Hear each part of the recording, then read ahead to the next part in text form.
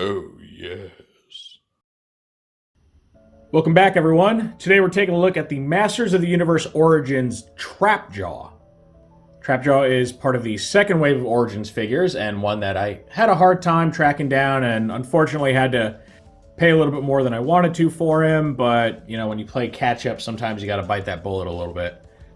And Trapjaw, he's a very interesting figure because he has a lot of stuff, a lot of parts that are unique to him, and then a lot of the ones that aren't unique were at least first used by this toy.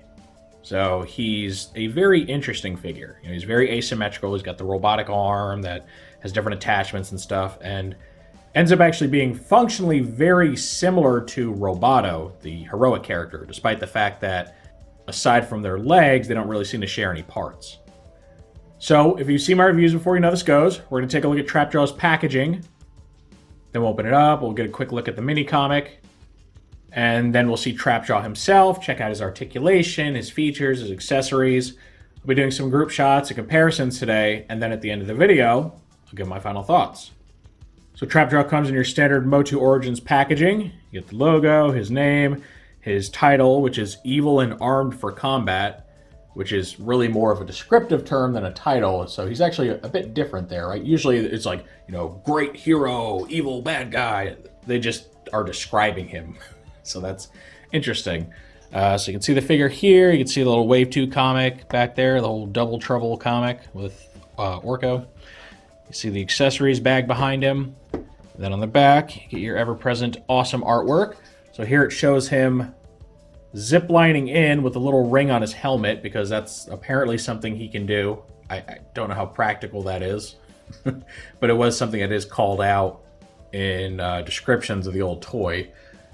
So the artwork here, he's zip-lining in, he's ready to fight He-Man, who's readying his axe, and you also get Ram Man charging in behind him. And then our flavor text up at the top says, the cybernetic criminal can literally arm himself with any weapon he needs for battle. So even though he only comes with, you know, a few accessories, in theory, he's so modular that he can really attach anything to that arm of his and use it. Here on the side, we get his action feature callouts. Shows you to plug his laser gun, hook, or pinchers into arm. And then on the bottom here, they show you that you can open and close his jaws for that biting action, right? That's kind of his whole thing, trap jaw, right? Looks like a big bear trap. So that makes him even more similar to Roboto, who also features a flapping jaw type feature. So I do find that very interesting that, like I said, despite them not sharing a whole lot in the way of parts, their play patterns are almost identical. So I think that's very cool. We get our cross-sells here. You get He-Man and Skeletor as always, and then you get Manny Faces, who I also managed to snag within the last day. Orko, who I have coming from that same Spanish vendor that mutilated the packaging of my other toys, but honestly, it was just the cheapest option. And then for the Evil Warriors, you get Trapjaw himself, and then you get Scareglow, who was the first Wave 2 figure I managed to grab. Which is surprising because the original Scareglow was actually very hard to find, and yet this Origins version was available for retail at Big Bad Toy Store. So, you know, despite him coming out last year, so, you know, he must not be too rare this time around. So overall, I like the packaging. I love the little action scene here. You know, I love the silliness of him like zipping in on his helmet, and you can actually see like his hook and stuff just kind of hanging at his waist. So, you know, it keeps that stuff on him to be able to swap him whenever he wants. All right, so now that we've seen the packaging, let's open it up and see everything inside. So here's our Wave 2 mini comic. Same one that came with Scareglow. It's the Double Trouble comic. Won't go too into detail because I already covered it, but you can see that Trapjaw plays a pretty significant role here. He assists in capturing Orko, and then he and Scareglow have a little argument over, you know, who's the most terrifying, who's the worst, while Orko makes his escape. So, you know, big bumbling idiot manages to mess up Skeletor's plan. And then we get to the end of the comic, where you see the end result of the big bumbling idiot messing up Skeletor's plan. So there's that, and then our cross-sells yet again. Now we get to look at Trapjaw himself. And this toy is very interesting because he has a ton of parts and accessories, and then a lot of very, you know, unique or original parts, or ones that at least originated with him. So obviously the head is new, like it is for most characters. And it's got the normal amount of articulation, though because of the way it fits, you don't get the full range of motion on the double ball joint. It mostly just turns back and forth. But what makes his head cool is that he actually has an opening mouth. You can see that there, which, I mean, you know, it couldn't really be trap jaw without a working trap jaw. So pretty cool. Sadly, the paint application, the black here, which is supposed to make it look like, you know, like the inside of his mouth, it's applied a little low. So you can see there's like a green border underneath his top teeth, which kind of kill the illusion that that's supposed to be the inside of his mouth. So not the most well-applied paint app. I don't know if that's a universal thing, like if they all have that little bit of green under the teeth, or if mine was just, you know, not applied well. Not really sure. His eyes are pretty freaky. They're black eyes with yellow pupils. And then his helmet's funny because it's got this little hook on there, or not a hook, but like a hoop, that enables him to actually like rope swing down from things or mount himself on like a zip line and charge in. So you can, if you have a piece of string, go ahead and actually have him do that. Then the chest is interesting because it, you know, most of it looks like the typical He-Man chest, and I'm pretty sure, you know, as far as the shape and all that it is. But then you get this piece here, which is part of the chest piece. It's molded on there. And it's supposed to be this, you know, bit where, you know, his robotic arm's kind of grafted on. Speaking of the robotic arm, you can see this is clearly all new stuff right here. And it does fully articulate like the regular arm, so you get the shoulders. This does actually lift too, which is cool. You get the bicep swivel, you get the bending elbow that ratchets a bit. And then you have your little hole for weapon attachments. And he comes with all three. You get your laser blaster thing right here. He also gets his hook and claw attachment that you can hang from his belt. The belt itself is also a new piece, so that's cool. His other arm, despite being a more standard arm, is also all new tooling. You get this kind of mechanical bit right here on the shoulder.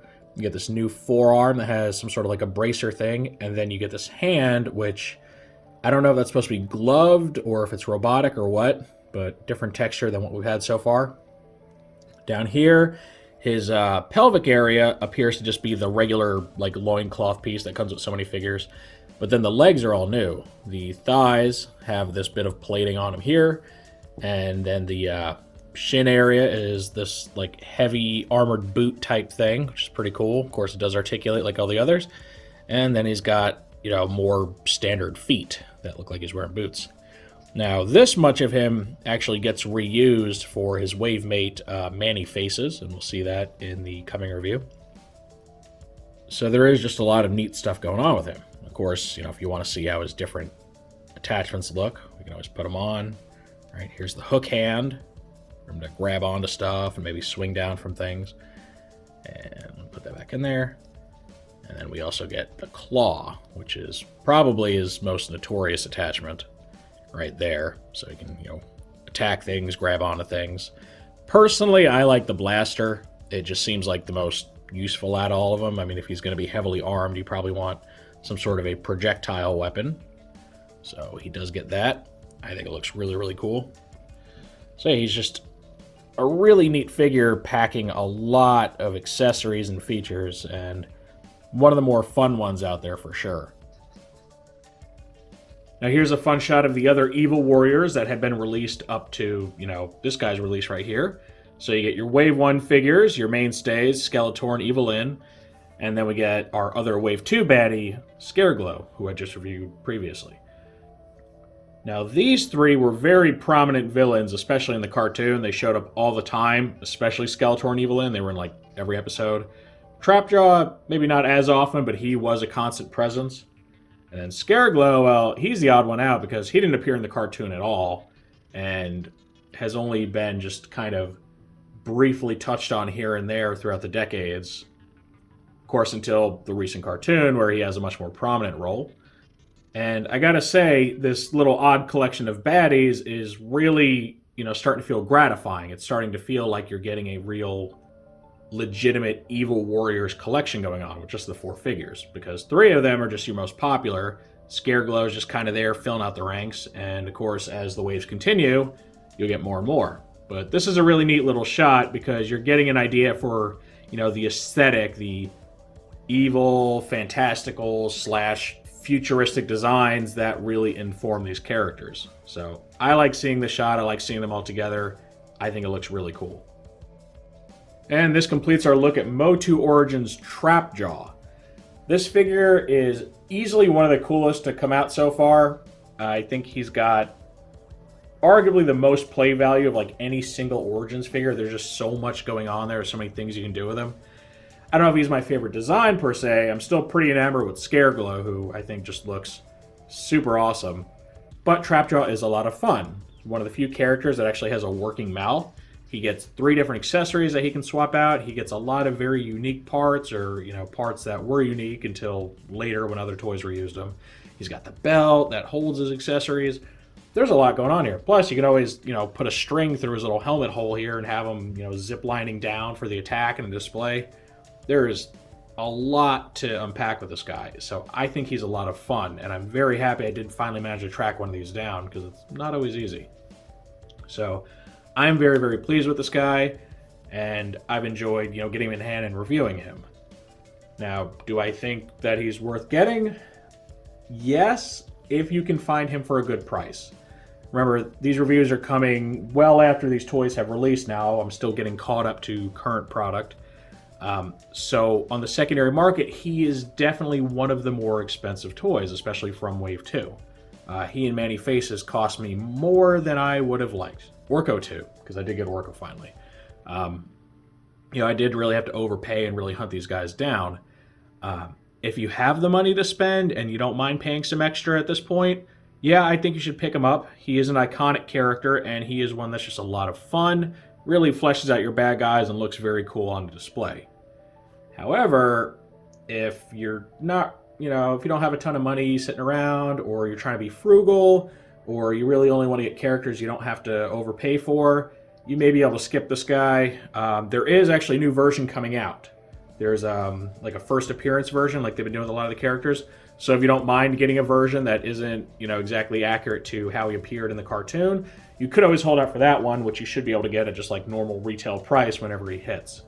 I forget what wave he's supposed to be. He's one of the ones that was newly announced at PulseCon. So you do have that option of picking up a different version if you so choose. So I do highly recommend him, but I also understand that if he's just outside of your, price margin. Of course, that is my take on the figure. So now I want to know what you all think of Trapjaw. Do you think he's really cool? Do you enjoy the little gimmicks and stuff? Or is there something you don't like about him? Do you not like the design? Or, did the character not appeal to you? Do you think he's worth the extra cost if you do have to pay extra to get him on the secondary market? Any and all feedback's always welcome in the comment section. If you enjoyed this review, make sure to toss it a like. Let YouTube know you want to see more stuff like this. If you do want to see more like this, make sure to subscribe and hit that notification bell so you always get a heads up when I post something new. I thank you for joining me for this look at MOTU Origins Wave 2 Trapjaw. And with all that said, I will see you next time.